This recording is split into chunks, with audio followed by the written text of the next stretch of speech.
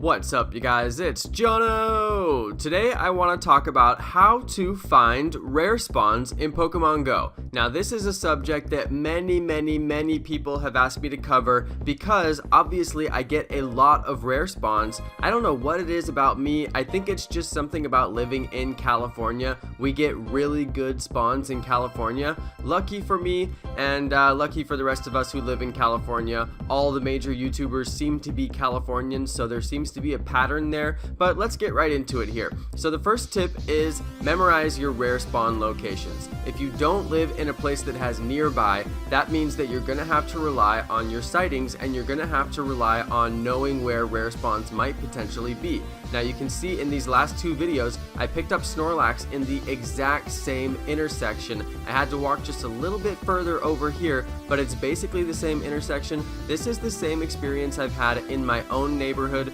and many other locations where I play frequently. I find the same rare spawns in the same locations all the time.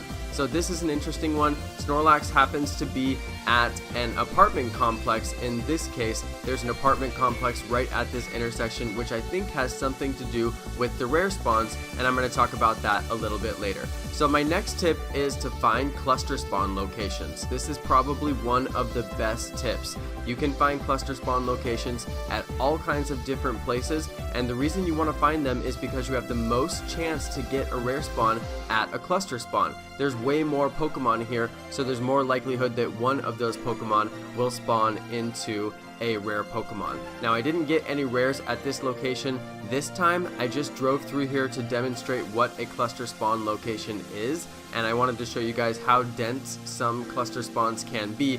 I've gotten Electrode here, I've gotten Dratini here, I've gotten great spawns, and if you can't find anything like what you're looking at here, because this is rare, it's a weird peninsula in Berkeley Marina that just happens to have a restaurant on it, so it gets this crazy cluster spawn, but you can find spawns like this at churches, gas stations, hotels, schools, libraries, all kinds of weird places where people just show up and they hang out for a long time for whatever reason, especially churches, gas stations. Very strange, but you do find a lot of spawns there. That's because the way that Niantic originally programmed Ingress was to make it to where places where people gather would get Pokemon, but not Pokemon in Ingress obviously, but that's where they put all of the portals. So that's why the rare spawn locations do happen to be where people gather. Sometimes I've even gotten rare spawn locations on the freeway in traffic just because people happen to be gathered there and sitting still for a long time. Now my third tip is to go to the best spawn locations. You're not going to catch Snorlax and Dragonite sitting on your couch, unfortunately. Most of the time that won't happen. It could happen, but it's really not going to happen that often. Now there are some amazing places like in Auburn where they have a slow water spawn everywhere and you could catch a Dragonite anywhere, but even then you're still more likely to get them at the kind of locations that I've mentioned. And this is a particular location, Cameron Park Lake. This is a water spawn location that spawns really rare Pokemon. I've gotten Dragonite here, I've gotten Dragonair here. It's the same location for both of these last two videos, Dragonite and Dragonair. On this particular day, I got 3 Dragonairs in the same place, not the exact same location, but around this particular lake.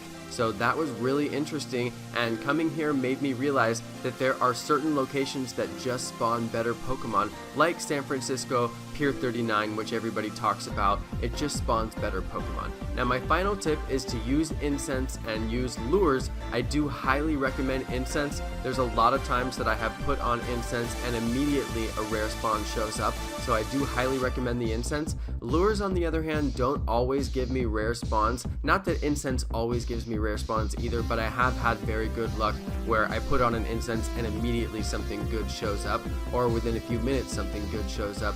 But I've had other experiences where nothing good shows up at all, but you do have a better chance to catch Pokemon if there are Pokemon spawning, and the Incense and the lures will keep Pokemon spawning. So those are my 4 tips, you guys. You gotta get out, you have to get out. The main #1 tip that is crucial is to get out and play in a multitude of locations. Don't just play around your neighborhood, but if for some reason you can only play around your neighborhood, then the best tip in this video is to memorize your spawn locations. I have found that there are certain places in my neighborhood that always spawn rares, and I'll even get rare spawns in the exact same house on the map every single time, so I do highly recommend memorizing those spawn locations. That's going to be the end of my video. Thanks everybody for watching. I hope that these tips will help you, and if you guys have any questions, reach out in the comments and I will try to answer as many as possible to try to get more specific about how you can catch Pokemon in your area. Thanks again everybody, and peace!